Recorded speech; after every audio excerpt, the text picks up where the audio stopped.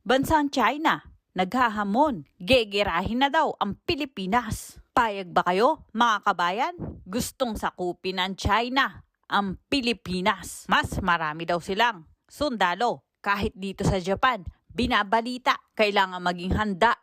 Kamakailan lang napabalita ang gulo ng barko ng China at Pilipinas. Ang barko ng China ay binuhusan ng tubig ang barko ng Pilipinas. 4 na tao ang nasugatan. Nagyayabang ang mga Chinese na ito.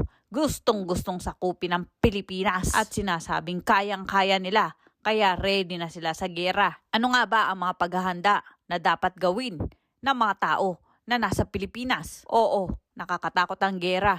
Pero kailangan nating maging ready. Hindi ito pananakot.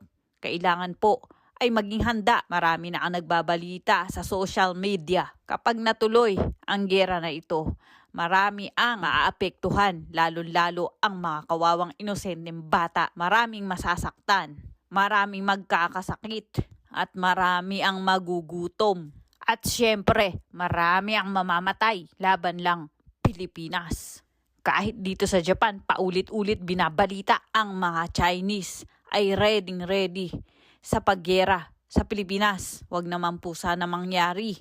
Sana ang lahat ay magkaisa at huwag mag-away. Ngunit ito'y sinasabi din kahit sa Bible, ang katapusan ng mundo ay mangyayari sa malaking digmaan. Mag-aaway ang iba't ibang bansa. Mag-pray lang po tayo